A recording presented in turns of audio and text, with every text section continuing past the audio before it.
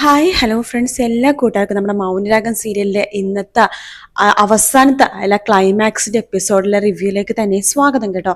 Channel ആദ്യമായിട്ടാണ് കാണുന്നെങ്കിൽ subscribe ചെയ്ത് ലൈക്ക് ചെയ്ത് സപ്പോർട്ട് ചെയ്യണേ.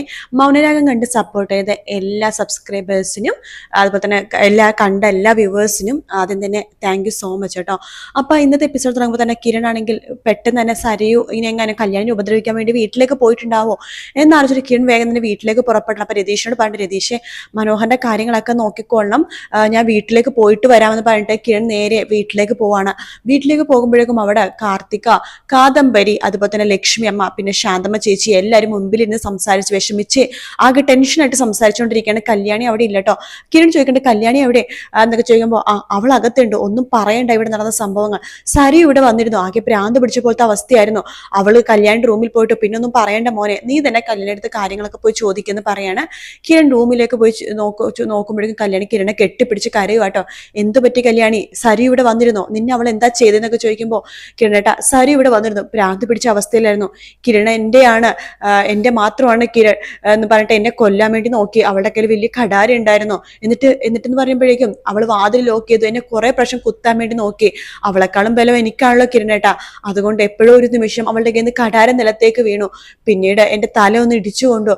അവള് ഒരുപാട് ബഹളമൊക്കെ ഉണ്ടാക്കിയെങ്കിലും പിന്നീട് എല്ലാവരും കൂടി ഓടി വന്ന് അവളെ പിടിച്ച് പുറത്തേക്ക് ചവിട്ടി കൂട്ടുമായിരുന്നു. പിന്നെ നാട്ടുകാരൊക്കെ ഓടി വന്നു.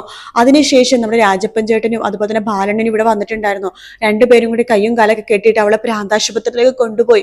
അവള് മാറിയിട്ടില്ല കിരണേട്ട, മാറിയ പോലെ ഞങ്ങളത്ത് അഭിനയിക്കുമായിരുന്നു എന്ന് പറയുമ്പോഴേക്കും കിരൺ പറയുന്നുണ്ട്, അവളെ കുറിച്ച് ഇനി ആലോചിക്കണ്ട, അവൾ എന്നോട് കാണിച്ചതൊക്കെ ഇപ്പൊ എനിക്ക് മനസ്സിലായി. ഒരു പ്രണയത്തോടെയാണ് അവളെ നോക്കിയത്. പക്ഷെ ഞാൻ വിചാരിച്ചത് എല്ലാം നഷ്ടപ്പെട്ട ഒരു പെണ്ണിന്റെ നോട്ടമായിട്ടേ പലപ്പോഴും അത് ഞാൻ കണ്ടിട്ടുള്ളൂ.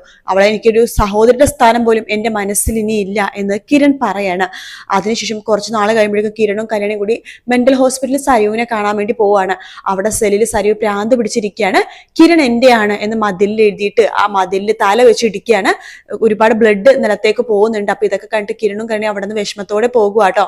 പിന്നീട് കാണിക്കുന്നത് 5 വർഷത്തിന് ശേഷമാണ്. എല്ലാവർക്കും നല്ല മാറ്റമുണ്ട്. കിരണിന്റെ ചന്ദ്രസേനും വരാൻ വേണ്ടി കാത്തിരിക്കുകയാണ്, കോടതി വിധി എന്തായെന്ന് അറിയാൻ വേണ്ടി.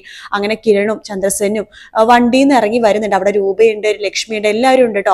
അപ്പോ കിരണിനോട് ചോദിക്കുന്നുണ്ട്, കല്യാണി എന്തായി കിരണേട്ടാ, കോടതി വിധി എന്തായി, അനുകൂലമായില്ല എന്നൊക്കെ ചോദിക്കുമ്പോൾ കല്യാണി നീ ഇങ്ങോട്ട് വാ എന്ന് അകത്തേക്ക് വിളിച്ചോണ്ട് പോവാണ് കിരൺ. കോടതി വിധി അനുകൂലമായി, അച്ഛൻ ഇപ്പൊ വരും, അമ്മുമ്മനെയും കൂട്ടിക്കൊണ്ടേ വരുള്ളൂ എന്നൊക്കെ പറയാണ്. അങ്ങനെ പറഞ്ഞുകൊണ്ടിരിക്കെ നമ്മുടെ പ്രകാശിനെ അമ്മേനെയും കൂട്ടിക്കൊണ്ട് വരുവാണ്. പ്രകാശിനെ കാണുമ്പത്തിന് 3 മക്കളും പ്രകാശിനെ കെട്ടിപ്പിടിക്കുകയാണ്. കിരൺ പറയണ്ടേ, ഇനി ഈ അച്ഛന്റെ ചിറകെ നീ മക്കളെ ആരും വേർപ്പെടുത്തില്ല എന്നൊക്കെ പറഞ്ഞുകൊണ്ടിരിക്കത്തിന് രാജപ്പൻ അവിടേക്ക് വരുക കേട്ടോ. രാജപ്പൻ പറയുന്നുണ്ട്, അതെ കിരൺ സാറെ അറിഞ്ഞില്ലേ, സരയു 5 വർഷത്തിന് ശേഷം ജയിലിൽ നിന്ന് മറ്റേ മെന്റൽ ജയിലിൽ നിന്ന് പുറത്തേക്ക് ഇറങ്ങിയെന്ന് പറയാണ്.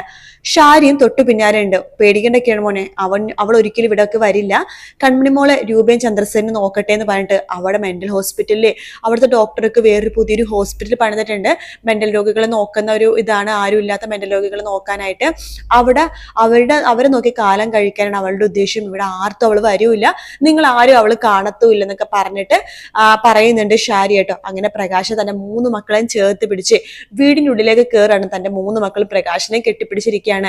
കിരൺ പറയുന്നുണ്ട്, അല്ലെങ്കിലും ഈ മക്കൾ അച്ഛൻ്റെ അടുത്ത് നിന്ന് മക്കളെ പിരിക്കാനോ ഇനി ലോകത്ത് ആർക്കും സാധിക്കില്ല. ഇനി അച്ഛന്റെ സ്നേഹം മക്കൾക്ക് സ്വന്തം, മക്കളുടെ സ്നേഹം അച്ഛന് സ്വന്തം എന്നൊക്കെ പറഞ്ഞിട്ട് നമ്മുടെ മൗനരാഗത്തിന്റെ ക്ലൈമാക്സ് അതോടുകൂടി ആയി ഗൈസ്. അങ്ങനെ നമ്മുടെ മൗനരാഗം തീർന്നിരിക്കുകയാണ് 1700ാമത്തെ എപ്പിസോഡിലും. അങ്ങനെ ചരിത്രമായിട്ട് ആ ഒരു എപ്പിസോഡിന്റെ ക്ലൈമാക്സും ആയിരിക്കുകയാണ്. വല്ലാത്തൊരു വിഷമമുണ്ട്. എന്തായാലും നിങ്ങൾക്ക് ഇഷ്ടപ്പെട്ട അടുത്ത സീരിയൽ എന്തായാലും താഴെ ഒന്ന് കമന്റ് ചെയ്യണേ. മറ്റൊരു വീഡിയോ ആയിട്ട് കാണാം friends. Take care, bye bye.